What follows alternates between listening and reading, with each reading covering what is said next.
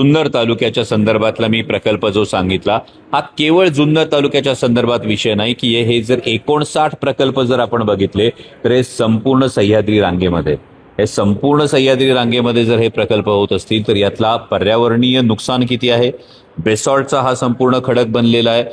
जुन्नरचं उदाहरण घेतलं तर जे प्रकल्प होत आहेत ते भूकंप प्रवण 3 या क्षेत्रामध्ये होत आहेत। माळीणसारखी दुर्घटना जिथे घडलेली आहे तिथून अवघ्या 14 ते 20 किलोमीटरच्या अंतरावर आहे। एकीकडे माळशेज घाटामध्ये दरडी कोसळण्याचं प्रमाण हे सगळं होत असताना या सगळ्या गोष्टींकडे डोळे झाक करून नेमकं कोणाच्या हितासाठी एन्व्हायरमेंटल इम्पॅक्ट असेसमेंटचा अहवाल हा संशयास्पद सादर केला जातोय। आणि मला वाटतं हे मुद्दे हे जास्त महत्वाचे आहेत कुठल्याही वैयक्तिक टीकेला मी महत्व देतो। सगळे प्रकल्प जे आहेत ते हडपसरलाच होत आहेत मोठ्या प्रमाणात। आता कचऱ्याचे प्रकल्प जे आहेत नाही, या संदर्भामध्ये मी आयुक्तांचं लक्ष वेधलं आणि हडपसरकरांची ही भावना झालेली आहे की सगळ्या शहराचा कचरा हा प्रत्येक वेळी हडपसरच्याच माथी का, हे हडपसरकरांची जी भावना आहे त्यानुसार याचं डिसेंट्रलायझेशन हे प्रकल्प झाले पाहिजे ही सगळ्यांची मागणी आहे। थँक्यू। ओपन डम्पिंग तिथं बंद होतं मात्र पुन्हा तिथं ओपन डम्पिंग चालू झालं असे हडपसर या संदर्भामध्ये सगळ्या या गोष्टी आपण केलेल्या। माझी फक्त आता जिल्हाधिकारी महोदयांबरोबर हा जो माळशेज बोरांडे प्रकल्प आहे या संदर्भातच एक अत्यंत महत्वाची बैठक आहे, त्यामुळे मी आपल्याला विनंती करतो की आपण त्यानंतर बोललो तर जास्त बरं होईल।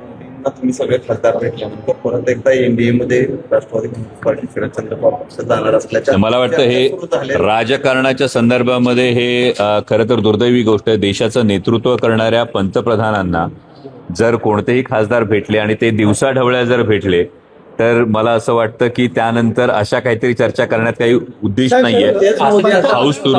हाऊस सुरू नव्हतं आणि त्यामुळे हे जे आमचे प्रश्न होते हे मांडणं गरजेचं होतं।